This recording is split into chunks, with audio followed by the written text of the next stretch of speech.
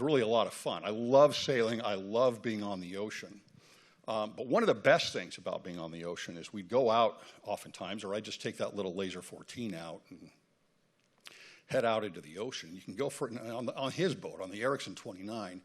We'd go out to the point way past Catalina where you couldn't see land anywhere. And I don't know, it's just it's you and God.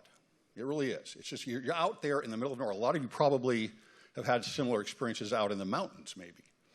You've gone out to the mountains and you just have that solace. And so that's been a great experience for me. So being on the ocean, even if I'm out just looking at the ocean, it just brings back so many memories, and I feel really at home out on the ocean, even with emotion going back and forth. Today, we are going to have Bruce Porter and Brian Mickelson come up, and we're going to talk about gospel sites. When you take knowledge, real knowledge, and combine it with the actual sites of where these things have happened, something magical really does occur. And I talked a little bit about this yesterday with Bruce when I had gone to Egypt with him. And you bring all of this information in about these sites and these parallels and this information on the gospel, and it is very, very enriching. Ladies and gentlemen, please join me in welcoming Bruce Porter and Brian Mickelson.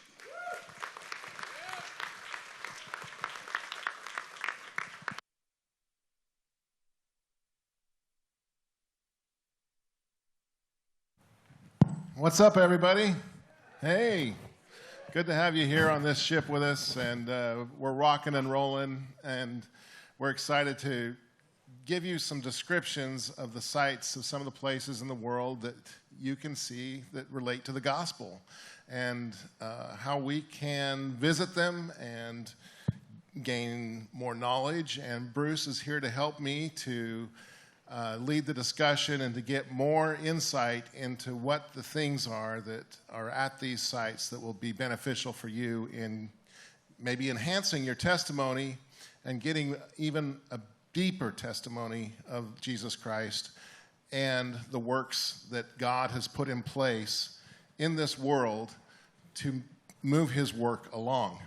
And so Bruce is going to join me today. We put up a little bit of a rotating slideshow that's kind of going behind us, and so you don't have to look at Bruce and I very much if you don't like to. So hopefully that will help keep your attention.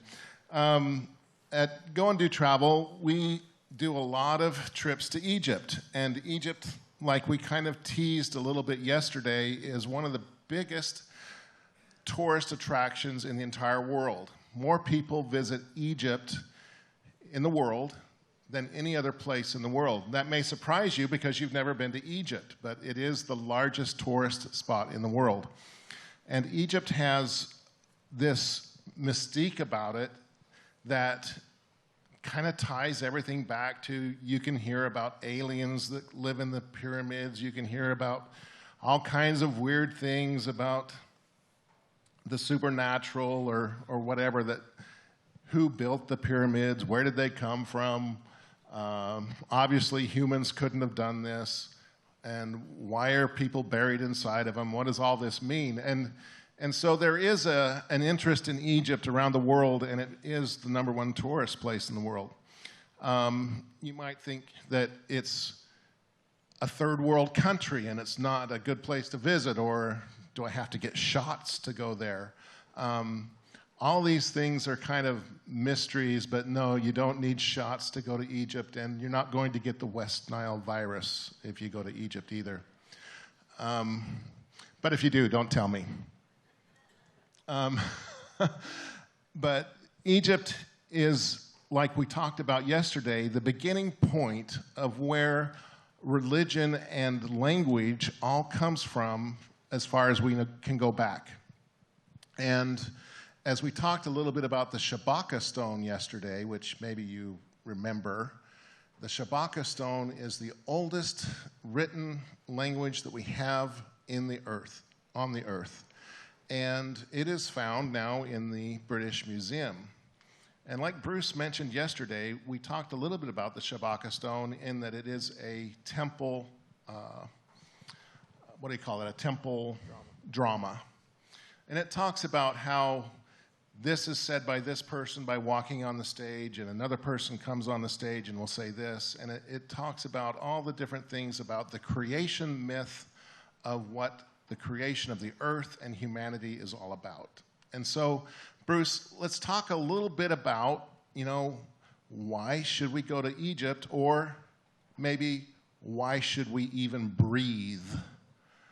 Because we can't even breathe. It's so important. It's so important to go to Egypt. Well, there's two cradles of civilization. There's Mesopotamia and there's Egypt, each settled by the grandsons of Ham, the son of Noah. Nimrod goes into Mesopotamia, and Egyptus with her sons goes into Egypt, and they become what's called the two cradles of civilization. And they're called that mostly because they took sacred ordinances, which we might call that are connected to what we're familiar with as the endowment. They took those and turned those into coronation ceremonies in order to gain control and compulsion upon the souls of the children of men and establish and create nations, governments and nations based upon that. And so they become the two cradles of civilization. And you want to go back as far in time as you possibly can.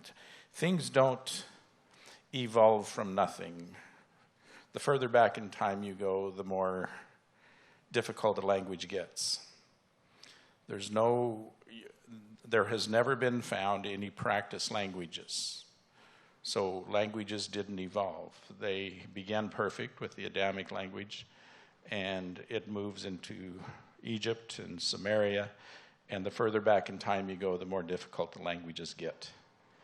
And Egypt is one of those places where we begin to see it is a cradle of civilization. We see the cradle of civilization start in Egypt, and then we get into what in the world do we find in Egypt? And we see things on the walls and the temples in Egypt, but there were mummies, and there were things like you've seen the movie, The Mummy, I mean, these things come to life.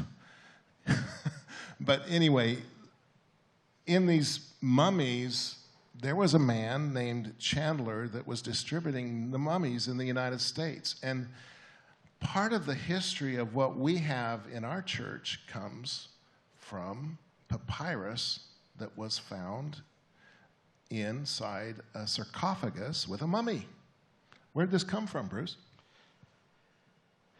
Well, a man by the name of Antonio Lobolo, an Italian from northern Italy, was working with Napoleon, and he ends up going into Egypt. He ends up collecting, he worked for Drovetti, who was the French consulate general or the French ambassador, and he ends up working for Drovetti, collecting antiquities, and then Lebelo gets permission from Muhammad Ali, then the viceroy of Egypt, to amass his own collection. And he kept those in a tomb.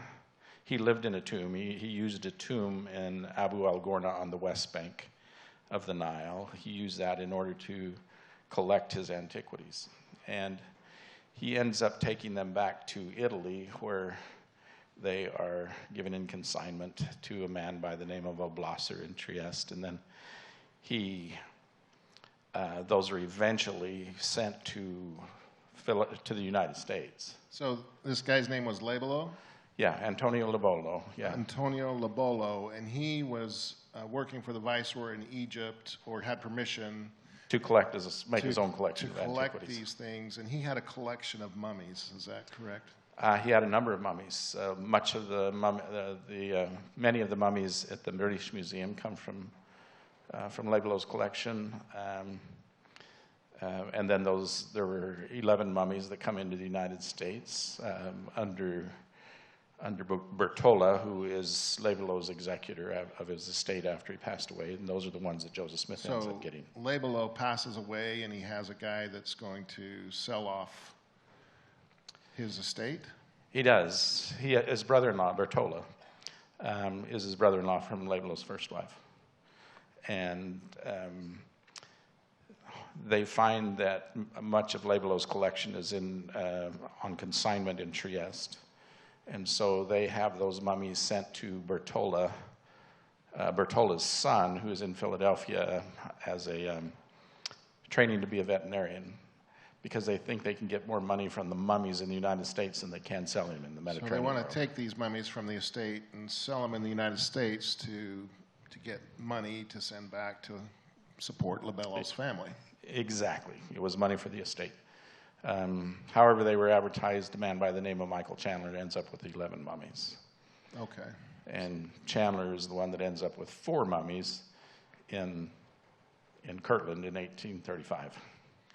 So this Michael Chandler then got a hold of the 11 mummies in, is it Philadelphia or? He got them in New York to begin with. New York. And then he kind of moves around the United States with the mummies, and So what he does, he borrowed $2,400 from a law firm to purchase the mummies. And he's going about showing the mummies. He's charging 25 cents for an adult, 12.5 cents for children to come see the mummies and the papyrus. now some of these places where these mummies end up is very interesting. Like, why would they go to a Masonic temple to put a mummy there? To give you some background, just a little bit of background, why I know this worthless information. Nobody cares, obviously. The church sent me and one other professor over to Europe and the Middle East for 8 months to locate the will of Antonio Lobolo. Because when Michael Chandler sells the mummies to Joseph Smith, he comes into Kirtland on July 3rd of 1835. Joseph ends up keeping him for 3 days, and on the 6th of July, Joseph Smith says that these mummies and papyrus would lead to the restoration or the text of the Book of Abraham and the Book of Joseph that was sold into Egypt.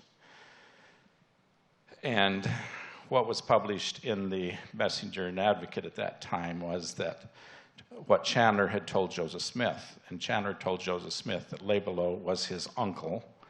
And Lebelow dug up the mummies and the papyrus in Egypt and then sent them to Trieste.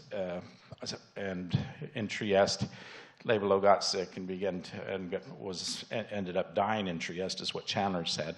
And before he died, he willed all of the mummies to Lebelow, his nephew, or to Chandler, his nephew.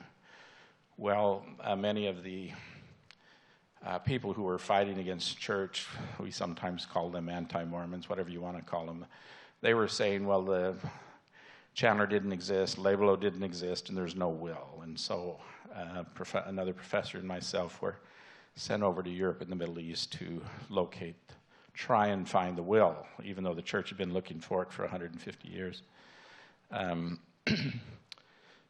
So in doing that, I had to do all of Chandler's genealogy. I spent 2 summers back in New York, going through records in New York, because Sidney B. Sperry had said that he believed that only 4 mummies. He had spent two months in New York and found no record of the mummies coming in any accounts or newspaper accounts. And he felt that only 4 of them came into the United States. So knowing that, I do things different if I have a little research to build from. And so I go to Philadelphia, and I found at a newspaper repository there, I found 62 different entries of all 11 mummies coming into the United States.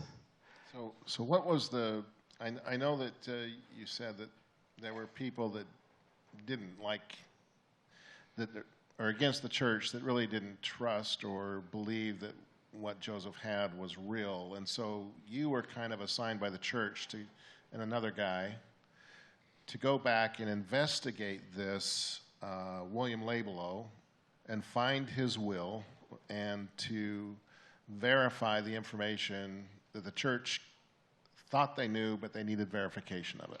Yeah, they were saying that Lebelow didn't exist, the will didn't exist, and so this was ongoing research for a couple of years, and then having done all of the genealogy on Michael Chandler, knowing when Joseph Smith bought the mummies, we know how much Joseph paid. He put up $800. Two other brethren each put up $800, purchased the mummies for $2,400.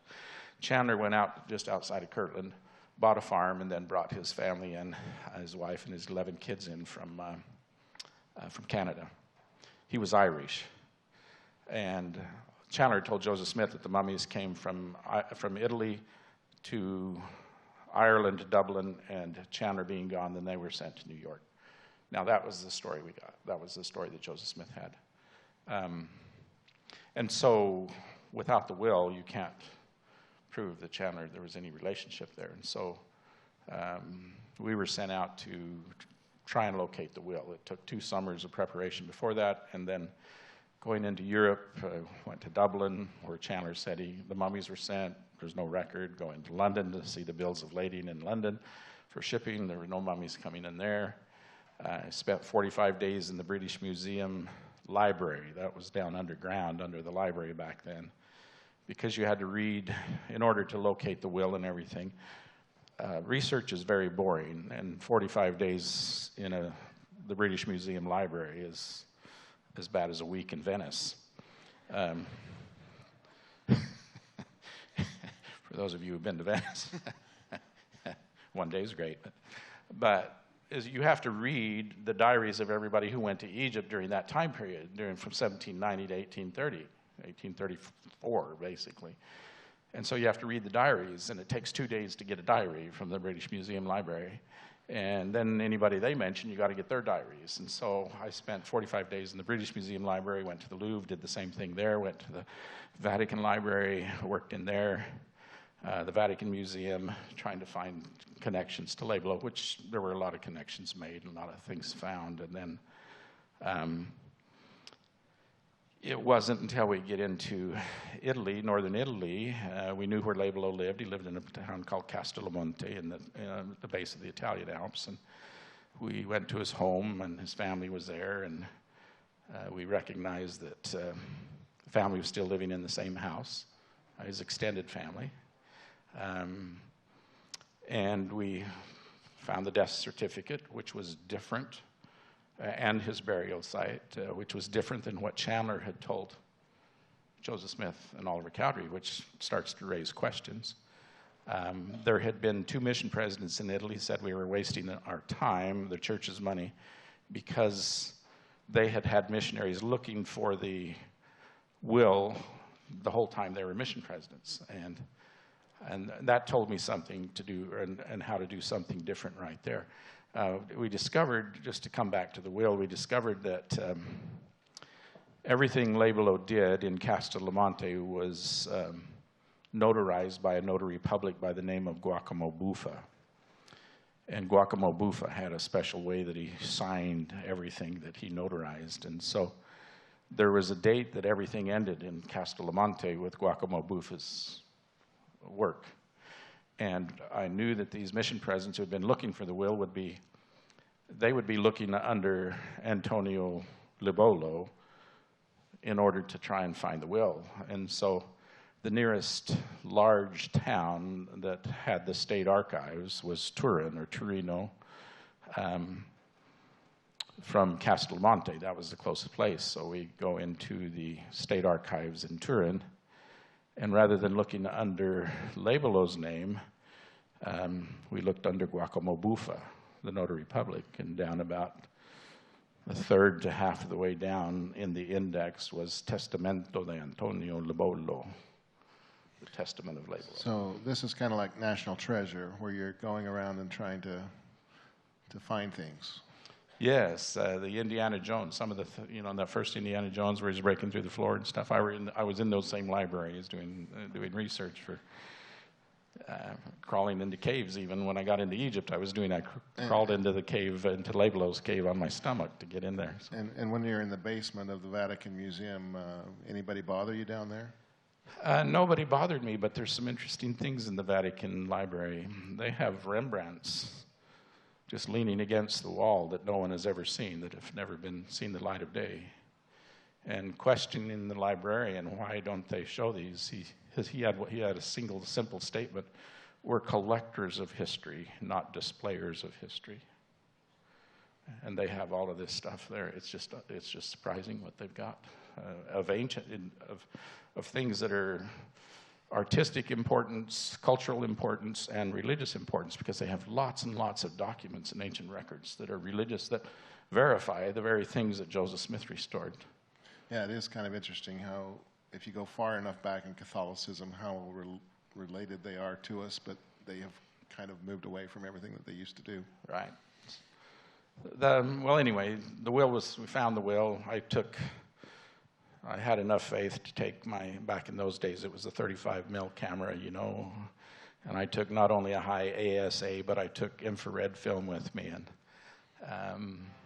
set up a tripod, and I took pictures of the whole will of Leibolo. It was almost 250 pages long. And there was no mention of Michael Chandler. Oh. No mention of Chandler at all. But we did find in the legal records a document of Bertola suing Albana Oblasser in Trieste and it said in the text, undice mume, 11 mummies. And so Bertola gets it back. He's the one that sends them to the States. Michael Chandler ends up buying them. And the interesting thing, in these 62 different entries in the newspaper that I found in the United States, I took all the major cities, and I could see that when he was in Philadelphia, he had 10 mummies. When he goes to Baltimore, he's got 8 mummies. When he gets to Harrisburg, he's got 6 mummies. When he gets to Kirtland, he's got 4 mummies. So we know where Leibolo's dropping mummies, where he's selling mummies along the side. And he's always listing them for sale in the advertisement. And the other interesting thing is that he's always showing them at the Masonic Hall. He's always showing the mummies at the Masonic Hall, which would imply that Leibolo, being from Ireland, may have been a Mason in order to be able to use the Masonic Hall in Philadelphia, Baltimore, and Harrisburg. So that gave us some insight into that. So I was able to, in preparing for this long trip overseas, I was able to get into the basement libraries of the Masonic Hall and go through their records to discover the mummies that they purchased. So the mummies end up in Kirtland, and Joseph Smith decides that they should be purchased because they're going to lead to the translation or interpretation to get the book of Joseph and the book of Abraham. Is that right? Yeah.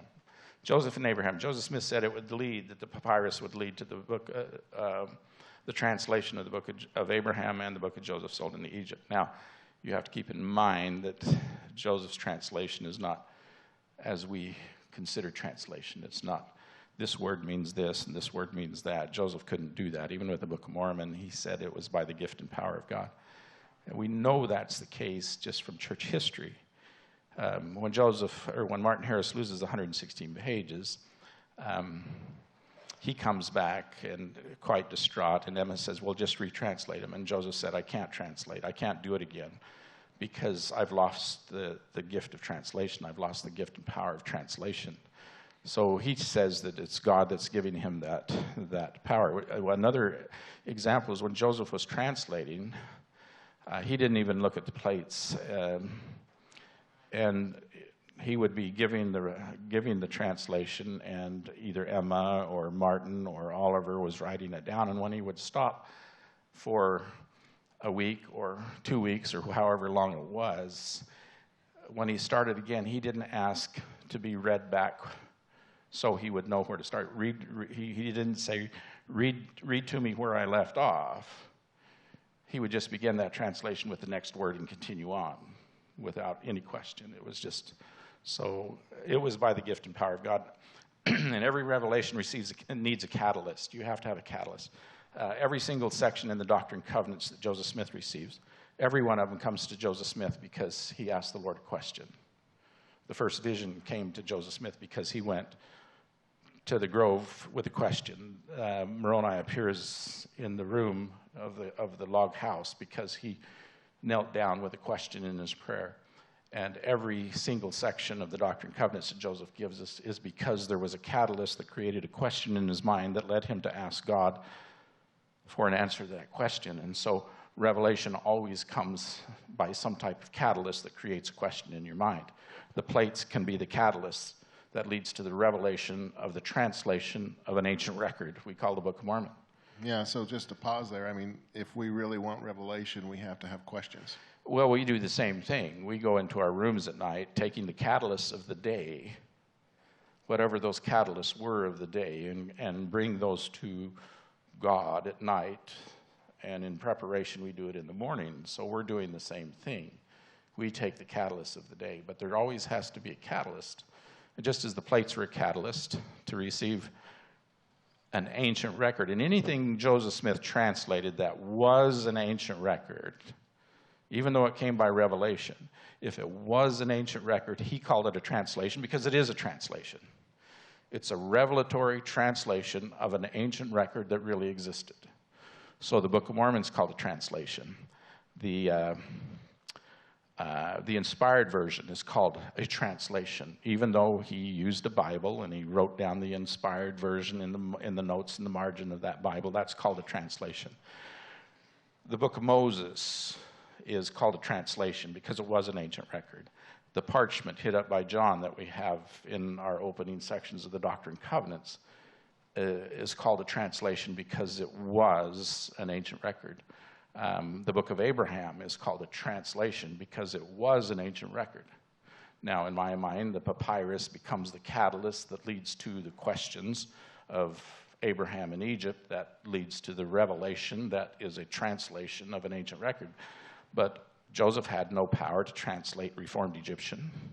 He had no power to translate Demotic or intellectual ability to translate Demotic or hieratic or hieroglyphic at that time. But he's receiving a revelatory translation, the same as Moses would have had to do to give us Genesis.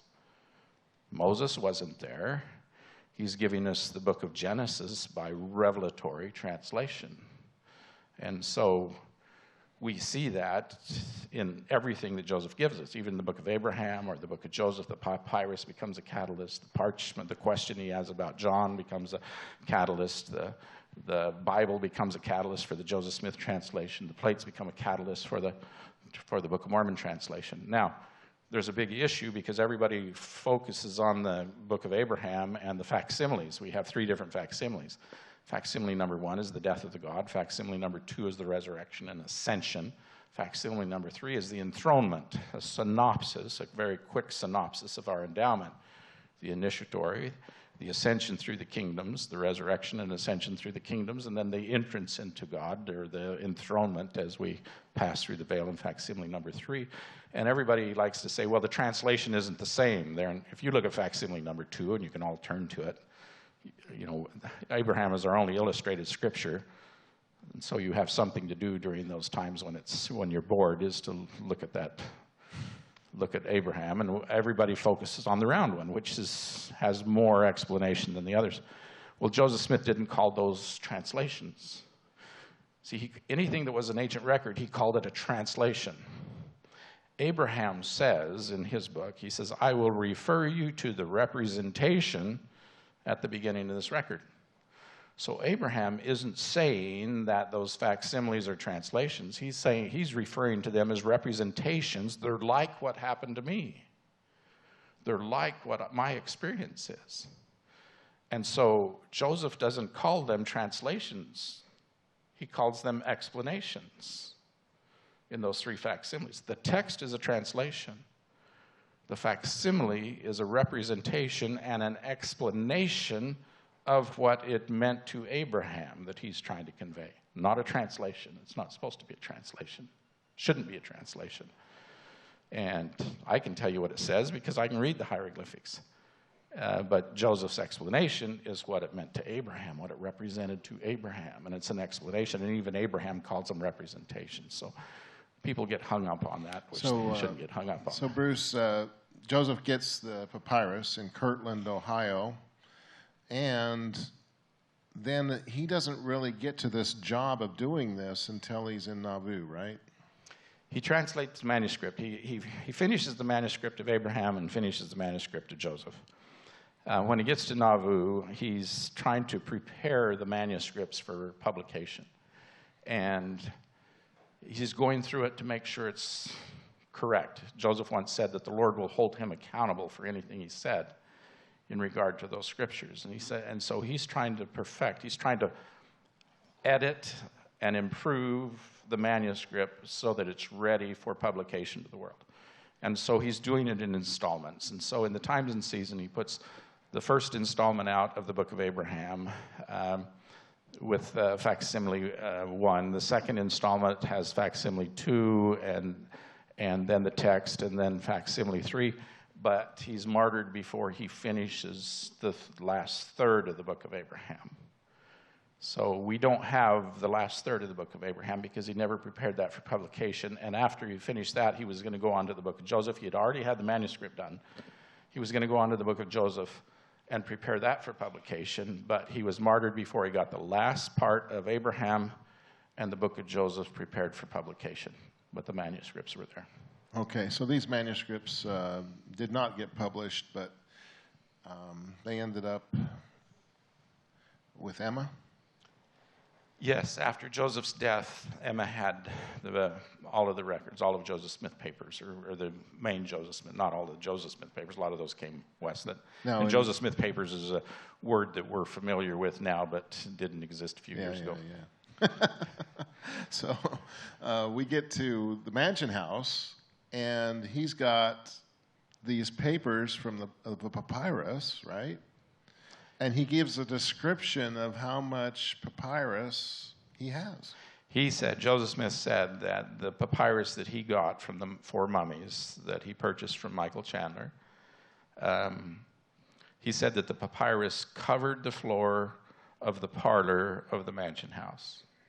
Now you're looking at probably 15 to 20 feet square.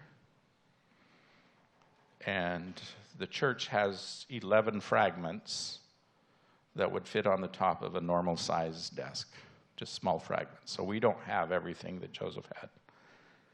So, but he said it would cover the floor of the parlor of the Mansion House.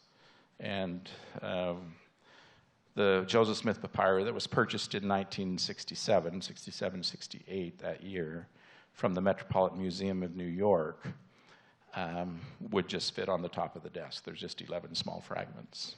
Yeah, that's very interesting. But taking that story, you said they ended up in the Metropolitan Museum in New York, these 11 fragments that we have, but a lot of that has been lost, and only those 11 fragments exist. So do you know where those 11 fragments came from, or? We do. This is all part of the research I was doing. Again, research is very boring, so don't get into research. Who cares? You can't do anything with it. After Joseph Smith's death, Emma has control of the 11 mummies. Joseph really gave them to his mother, Lucy Mack Smith. But they have control of the 4 mummies and all of the papyrus.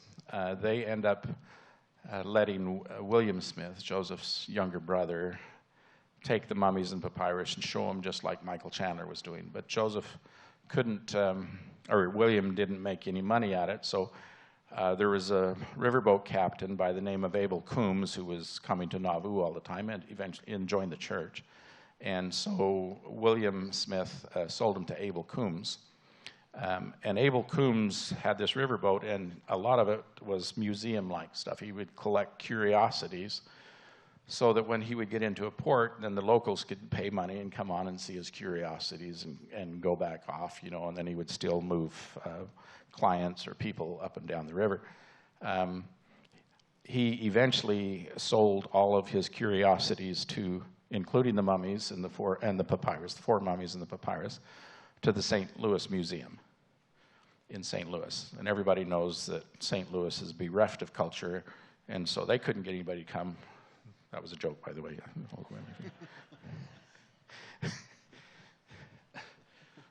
Some of you aren't laughing. Maybe you know St. Louis better than I do. But St. Louis Museum sold everything they had to the Woods Museum in Chicago, and that was just before O'Leary's cow kicked over the lantern and kicked the bucket too and burned up Chicago. And so the mummies, it was assumed that the mummies and papyrus were lost in the Chicago fire. Except when Abel Coombs disbanded his Riverboat Museum, he didn't have quite enough money to pay all of his workers. And so he let some of the workers choose some of the antiquities that he had or his curiosities that he had as payment for their labor. He had a housekeeper by the name of Alice Huser who chose the papyrus. And she went back to Long Island, New York, and there she lived until really just after the First World War. And before the First World War, she tried to sell them to the Metropolitan Museum of New York, and they didn't want them because of the war. And her son, John Huser, comes in after the war, after the First World War, after she passes away, and sells them to the Metropolitan Museum for about $340, somewhere right in there. In about 1967, there's an Egyptian man who's working for the Egyptian Department of Antiquities. He's a Copt from the Coptic Church, and he's in charge of the Coptic collection and working with the Department of Antiquities. He is in Salt Lake working at the University of Utah, where they have a large Coptic collection of Coptic documents. And so he's trying to catalog all the Egyptian collections and Coptic collections at the University of Utah. And so he becomes enamored with the Book of Abraham because of the Egyptian connection, the facsimiles, and becomes acquainted with the institute director, some members of the church there at the University of Utah. On his way back, he's doing the same thing at the Metropolitan Museum of New York. He's going through their Egyptian collection files. And knowing what was in Salt Lake with the church and the Book of Abraham, he is going through the files at the Metropolitan Museum. Now, this is 1967. He's going through the files at the Metropolitan Museum, and he notices facsimile number 1, the actual papyrus. And as they go through the papyrus, they realize that there's a number of fragments there, and they know they're Joseph Smith papyrus because it's what Joseph would do. The papyrus was falling apart, so he would glue it on paper to keep it from falling apart. And on the back of that paper was a plot map of Nauvoo. There was a bill of sale from Emma Smith, and all of these different things, notes of Joseph Smith on the back of the papyrus. And so they knew it was the Joseph Smith papyri. So Azia Atiya, and I talked to, when I'm doing the research, I'm back in Cairo because I'm over there doing this research. I go in and I talk to Azia Atiya about this, and he gave me some details that aren't generally known or even talked about, or maybe I shouldn't even confess it that I know it. But Azia Atiya assisted the church in the acquisition of the Joseph Smith papyri. Now, he called his friend while he's in New York. He calls his friend at the University of Utah. He immediately makes contact with a member of the First Presidency, that just happened to be Elder Tanner at that time, about the Joseph Smith papyri being in the Metropolitan Museum. Well, the museum knows the church would pay whatever they needed to, or could, whatever they had to in order to get the papyrus. And so the museum didn't want to sell it to the church. And there's a little caveat there. A museum can't sell something for more than they paid for it, or they lose their tax status as a nonprofit. And they only paid $340 for the Joseph Smith papyri, so they really didn't want to sell it to the church for $340. They couldn't charge any more than that, or they lose that tax status. So if any of you are familiar with Egypt and what's going on in Egypt, in 1967, they're building the Aswan High Dam. You remember the story of Abu Simbel? They've actually moved the mountain and the temple up to get it out of the water. Egypt has put out a cry, basically, for any organization, institution, or private person who has the money to sell, to excavate or remove antiquities that are going to be underwater when the dam is finished, they can have those as long as they show them. And now I'm telling you what Azia Atiya told me, and I'm not, you know, I was working in the church historian's office in order to prepare for this research because I had access to all the Joseph, what we now call the Joseph Smith papers, but that's a new phrase. But Azia Atiya assisted the church in funding the removal of a small temple in Egypt that was going to be inundated by the water. And the museum can trade antiquities, they just can't sell antiquities. Anybody been to the Metropolitan Museum? Well, we're as bereft as St. Louis. A few people have. So, have you gone into the Egyptian collection, seen the Egyptian temple in the Metropolitan Museum? If you go into the Egyptian collection, there's an Egyptian temple there. According to Azia Atiya, we helped fund, or the church helped fund that excavation to trade that to the museum in order to get the Joseph Smith papyri. Okay? Which is interesting to me because when you go in there, if you go into that temple and you go right to the very back and you can look right down in the lower left-hand corner in the back of that temple, it has a date there of 1820, 20 or 24, I can't remember what it is right now, but it has Drovetti there, B. Drovetti. Well, it's Bernardino Drovetti, who was the compatriot and companion of Antonio Lobolo, who dug up the mummies. Drovetti became the consulate general after saving Napoleon's father-in-law's life in Egypt.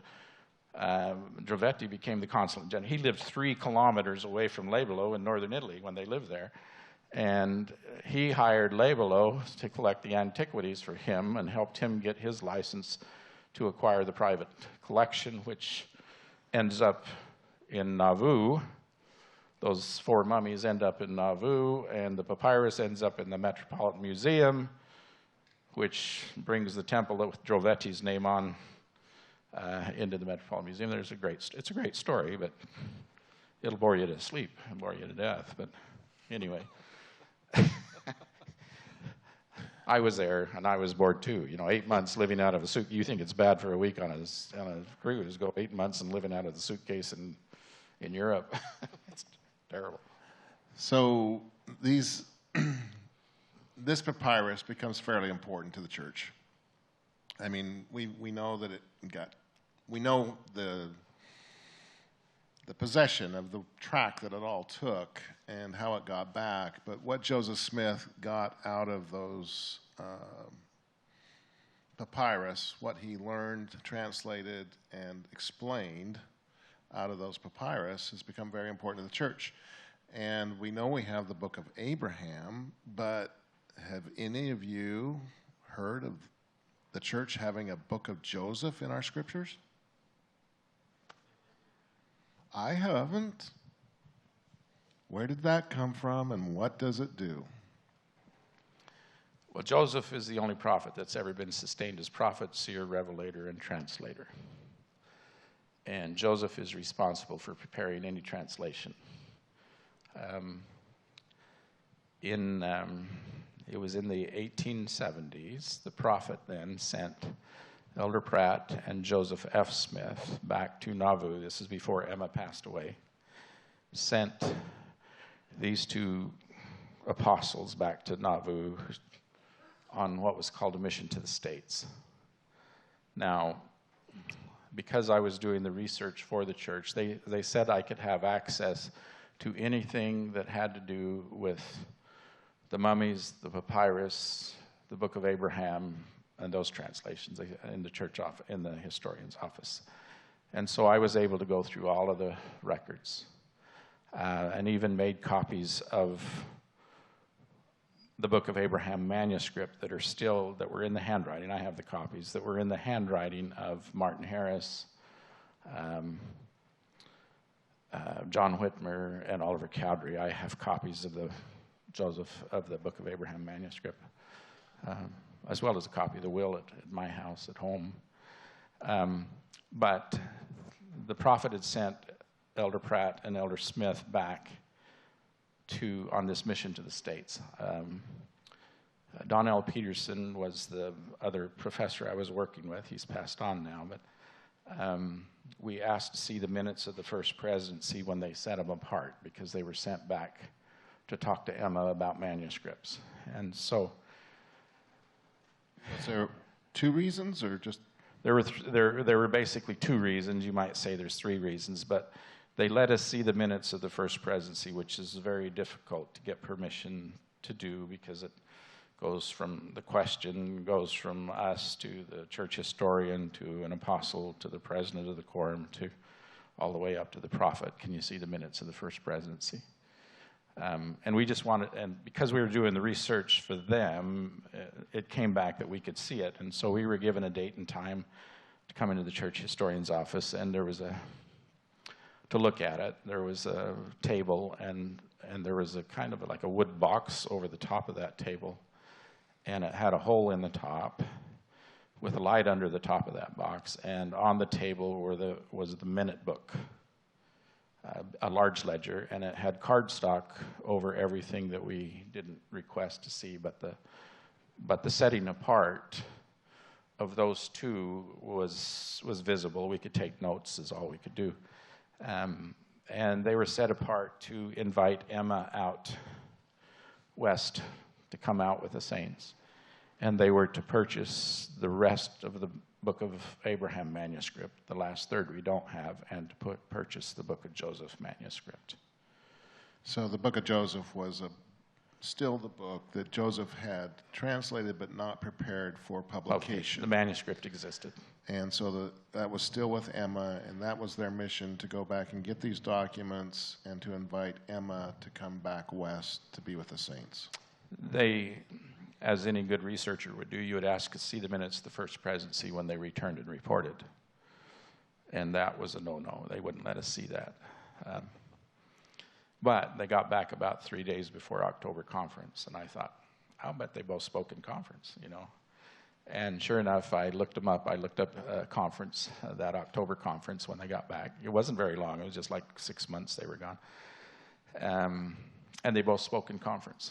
And they both said the same thing. And I can quote it, word for word. Quote, "We had a very successful mission," unquote.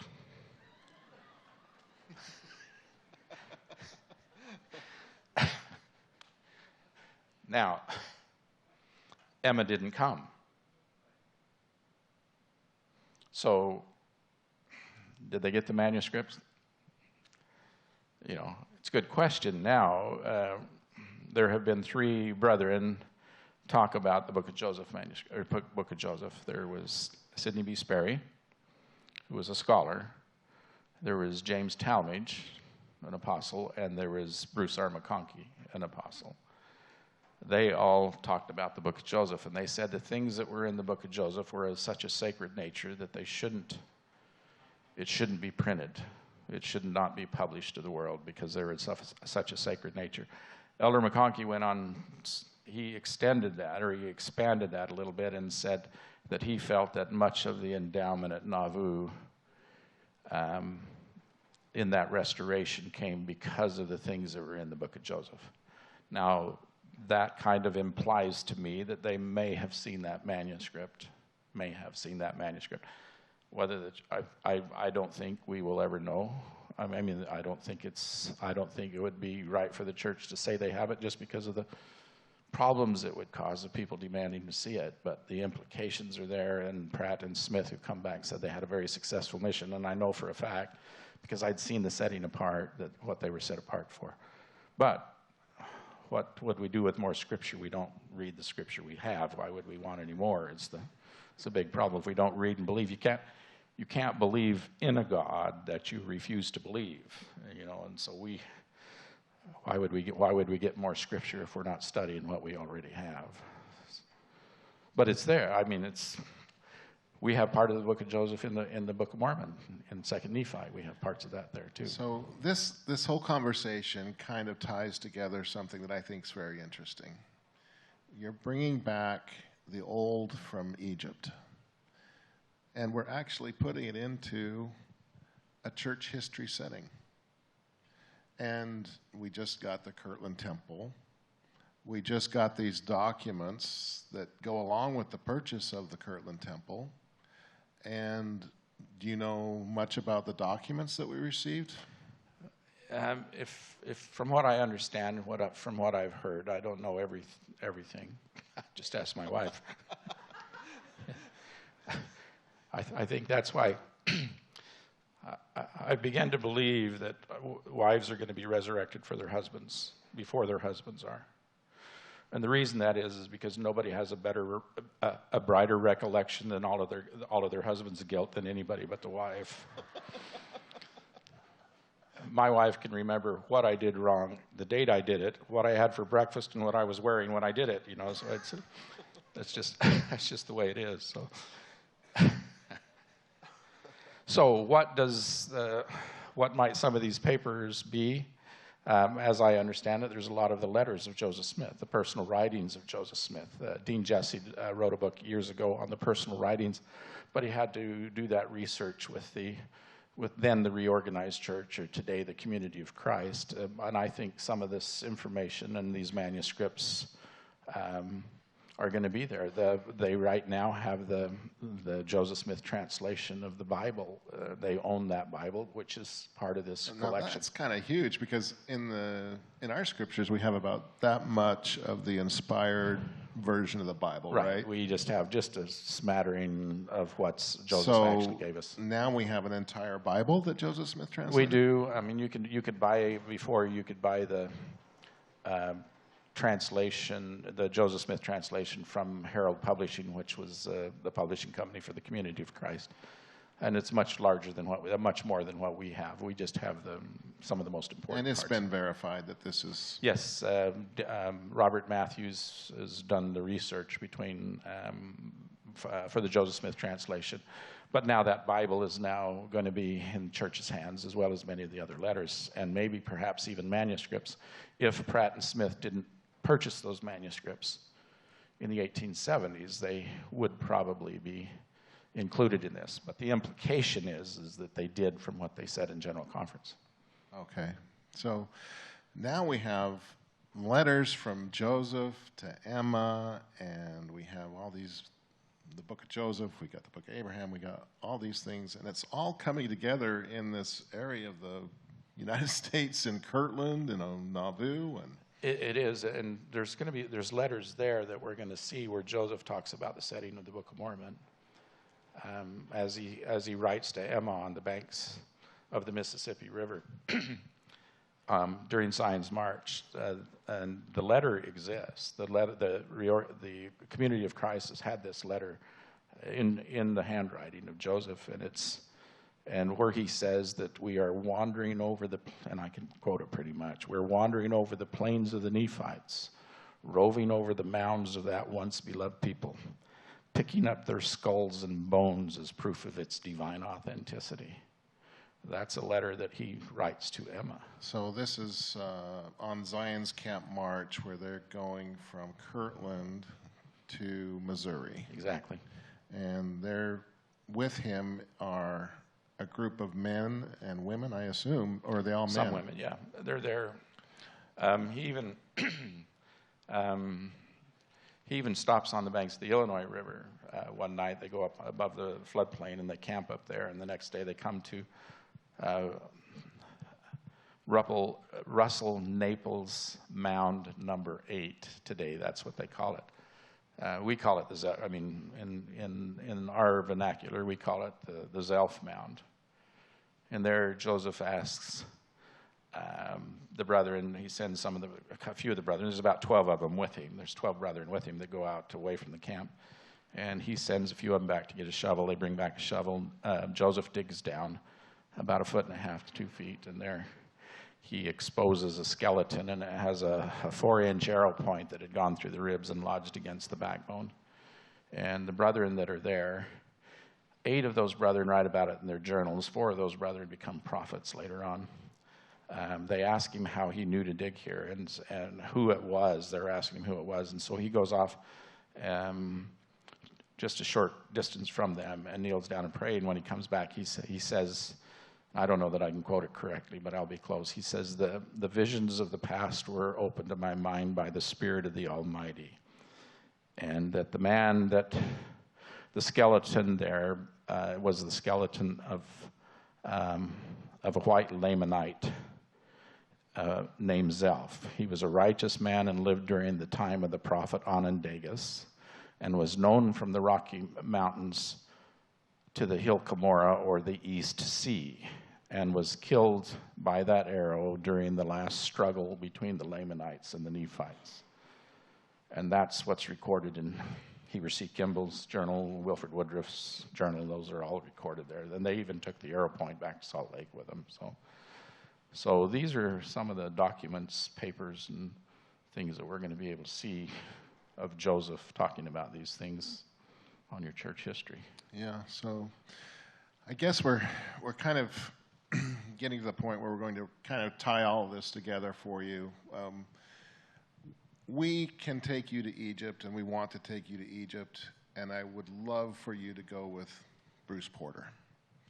And if you get the opportunity in your life, and you don't have to spend a lot of money to do it, this is the opportunity to do it. I would probably spend all my 401k, that equates to about a Little Caesars pizza, but I would spend that entire Little Caesars pizza to go with Bruce Porter to Egypt. And I would sail down the Nile, visiting temples in Egypt, and I would go in those temples, and he would explain to me everything that's on the walls of the temples. He would explain to me how the temples were aligned. He would explain to me what I am reading on the walls of the temple. He would explain the hieroglyphs. He would tell me about the Abrahamic covenant. And as we sail down the Nile, we're going to get to a place called Luxor. And here we have the Nile separating this plain. And on the east side, we have the temple of Luxor and Karnak. And on the west side, we have the temple of Hatshepsut and the Valley of the Kings. And Hatshepsut is the queen that would have taken Moses from the Nile and that made Moses to become the next Pharaoh, which he did not become. But you would find all these stories, and you would be able to go into the tombs of the kings. And we'd go into a very specific tomb called the Tomb of Seti. And it is the most exquisite tomb that you can go into. And all the colors and everything that are in there, as you go down in this tomb, down to the coffin or the sarcophagi, is a description of this man's life and how he is going to ascend into heaven and how he receives his right to rule as a pharaoh. And all this is written inside. And you'll also be able, if you'd like to, go into the tomb of King Tut and see those things. Now, when we get over to the other side, the east side, you'll be able to go in the Temple Karnak, and we talked a little bit about that the first facsimile, where Bruce can take us, and you can see that first facsimile. But that's not it. I mean, we do all this, but also there's so much that Bruce can teach you in church history that if you're not ready to travel to Egypt, you can go with Bruce on a church history tour. And this is probably one of the most valuable experiences you can take. And I'll tell you why. I don't know how old you are, Bruce. He's really old. And there isn't much time to go with somebody like Bruce Porter. You may think I'm selling scarcity, but it won't be long until he becomes in the sarcophagi. But if you want this experience in your life, you want to do it with this guy. I have been with Bruce for 24 years, and I have never been with anybody better to go through church history or Egypt than him. And so I'm just telling you, it's a favor to you. I'm not going to get rich on it, it's because I want you to have the light and knowledge that this man can share with you. And to get you to go, and not to be scared to go, I've invited some people to go along that will help you not feel so scared. And Elaine Dalton and Steve are right over here. Do you want to stand up, Elaine and Steve? Now, if you're going to go to Egypt with Elaine and Steve, do you think you could go? Yeah, I think if Elaine and Steve can go, you can go to Egypt. And the same with the Louders. We got right here. You want to guys stand up? You want to go to the Egypt with the Louders? Yeah, because Bruce is taking both of them to Egypt. And Greg, you want to stand up? Greg's going to Egypt with Bruce. So you want to continue your momentum by enlightening your minds and learning more about the gospel. You want to do it, go to Egypt. Then go on a church history tour with Bruce Porter. I think you'll learn more about the history of our nation because you're going to go into Philadelphia. And we talked about the Masonic Temple. We talked about the mummies. Well, you know George Washington and Ben Franklin were members of that Masonic Temple there in Philadelphia. You want to talk? Yeah, it's a great thing. I worked, when I was doing this research on Leiblow, I did a lot of work in the Masonic libraries, and I was able to get into their lower basements, go through their libraries. I had a letter of introduction, not only from the president of BYU, but also from the church that would help me get into these places. And the Masonic order, I've studied. The Masons can push their basically their origin back to about 900 A.D. Or 1600 A.D. I've been able to push their origin back to about 900 A.D., almost twice as far as they can in my research. And the Masonic Temple is very interesting. The one in Philadelphia has been rebuilt because the old one burned down, but it's been rebuilt, and they have a number of rooms. And when I begin a church history tour, I like to begin in Philadelphia because you can't have a restoration without a nation that offers you freedom of religion, which you can't have a nation of freedom of religion unless you have Puritans and Pilgrims trying to escape the church states that are in Europe. And so I like to begin in Philadelphia because that's really an aspect of the restoration. But while in Philadelphia, after we see these historical sites, these national historical sites, I like to take people to the Masonic Hall, the Masonic Temple, and take them on a tour through the temple, through the Masonic Temple. I go there so much they think I'm a Mason. They don't even charge me anymore because they just let me in. But I like to take people in each of the different rooms. They have a Greek room, they have a Roman room, they have an Egyptian room, and they've decorated these things extremely well. And so we try and study that Masonic connection, of which Joseph and the brethren, once they got in Nauvoo, joined the Masons also. So if you go on the church history tour, you can go in a couple days or a day early, and you can go into that Masonic Temple, and Bruce will go with you. If you don't want to go into the Masonic Temple, we'll start there in Philadelphia, and we'll go to the Susquehanna River. You'll get to see where the priesthood was restored, Aaronic and Melchizedek. You'll also then travel north up into Palmyra area. You'll go to the Peter Whitmer farm where the church was restored, April 6th. You'll also get to go into Palmyra. You'll get to see the Joseph Smith farm. You'll get to go to the Hill Cumorah. You'll get to see the Grandin Press and other things there. And then just for fun, you get to go on a boat at Niagara Falls and go out on Niagara Falls and see everything that's there on the Canadian border with us. It's an awesome little side adventure. They go into Kirtland after that. You'll get to see now what is the Kirtland Temple that belongs to our church. You'll get to see the Kirtland Village, where the stores and all that. What's the Newell K. Whitney store, of course. There's manifestations of God the Father and Jesus Christ coming there. You'll get to see the Morley farm. He was the high priest for the church. You'll go to the John Johnson farm, where several sections of the Doctrine and Covenants were given to Joseph Smith and written down, and also where he was tarred and feathered, and his children got ill and passed away.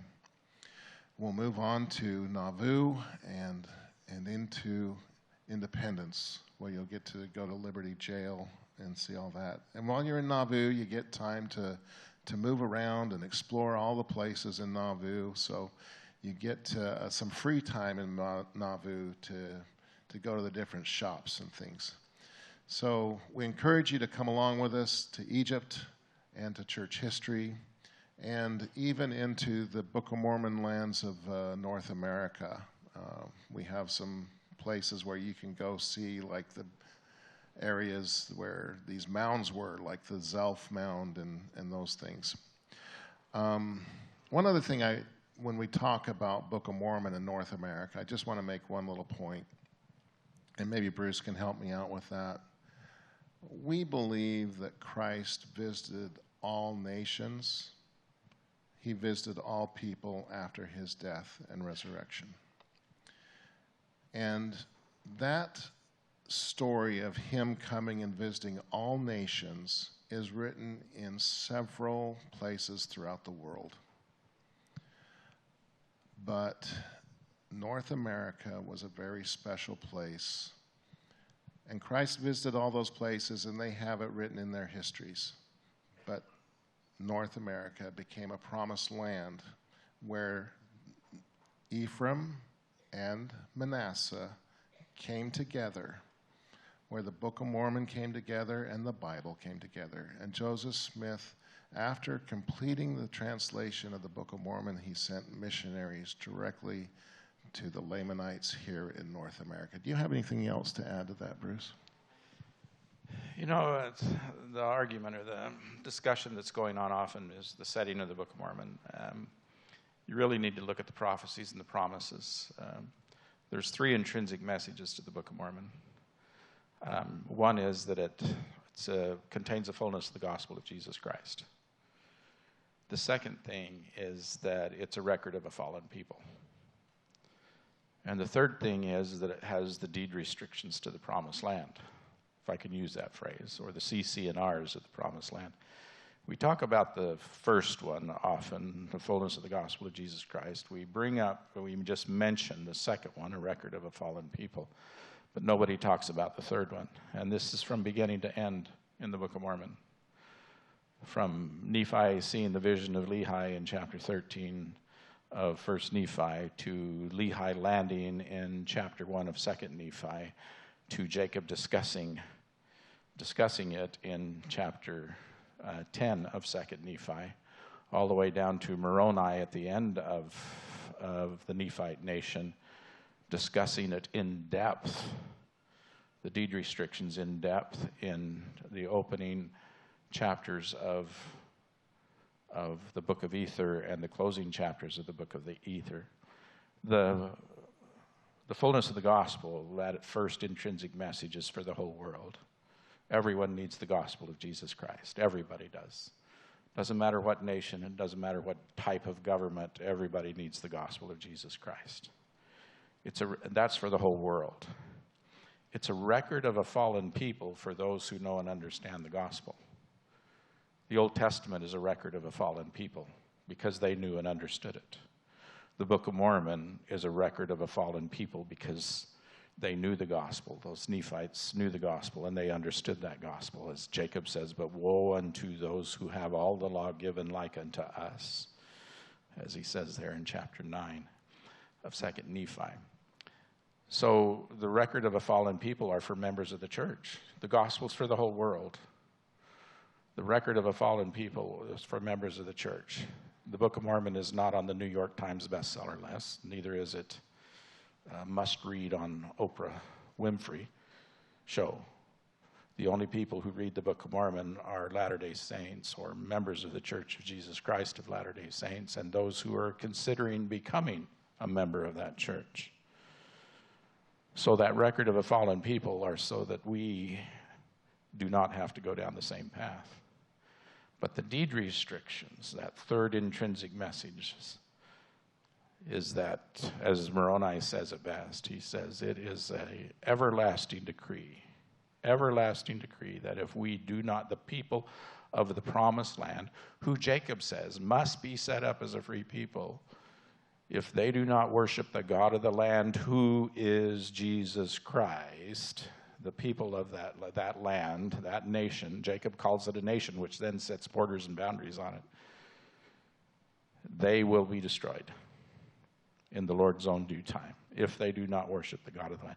Christ says in 3 Nephi, what I think is chapter 21, Christ says, and this is Christ speaking, about the Gentiles on the promised land. This is why you need to look at the prophecies and promises, and they are connected to that promised land. Christ says about the promised land that they, the Gentiles, must be set up as a free people by the power of the Father, in order that these things can come forth from them, meaning the Book of Mormon.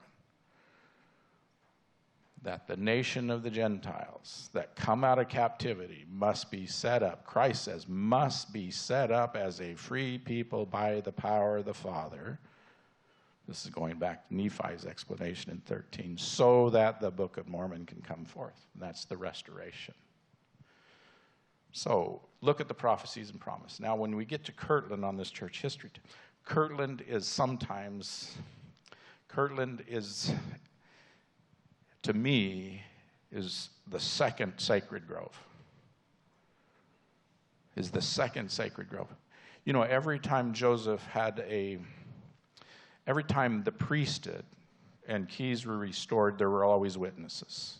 When the Aaronic priesthood is restored, there's two people, at least two people. When the Melchizedek priesthood is restored, there's at least two people. When the church is restored, there's more than that. When the keys are given by Elijah and Moses to Joseph Smith in the Kirtland Temple, there's two people there. Because you need witnesses to verify what one is saying compared to the other. There's always a witness there. In the mouth of 2 or 3 witnesses shall every word be established. And every time a restoration takes place, or a vision that is bestowing priesthood and keys and knowledge, there's 2 witnesses, except the first vision. At Kirtland, there are at least 4 first visions of the Father and the Son that are recorded. They think there may be 8, but there's 4 recorded first visions to bear witness of what Joseph Smith saw in the sacred grove. The church was organized as a legal organization at the Whitmer farm. But the church was not organized until Kirtland. It's at Kirtland that the First Presidency is organized. It's at Kirtland that the Quorum of the 12 is organized. It's at Kirtland that the missionaries are sent out.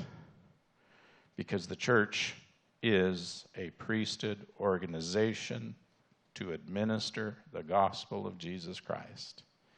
And that happened at Kirtland. Happened at the Morley farm in Kirtland.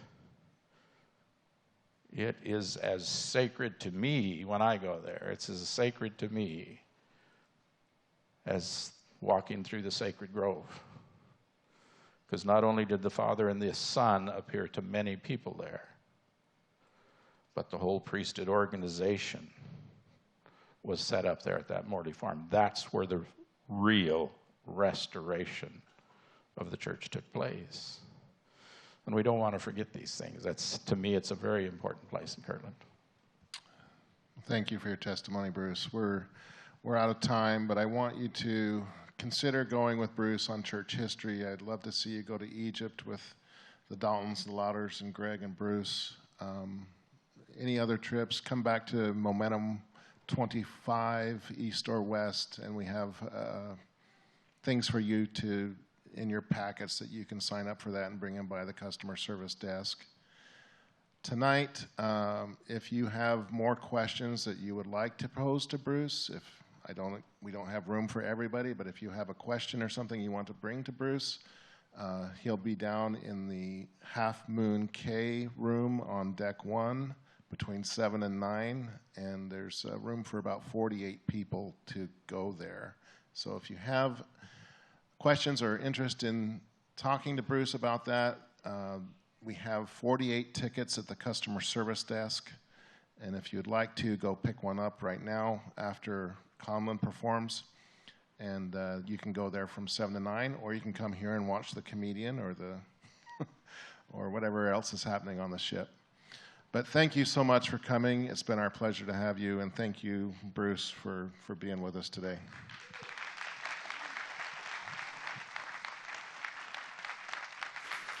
All right. Thank you, guys. You can see why I always pay for lunch with Bruce. All right, so we're going to take a very quick 5-minute break for you guys to stretch, run to the restroom. Make sure you're back here. Try to be back here by 2:30 when the Bonners will be performing. Thank you.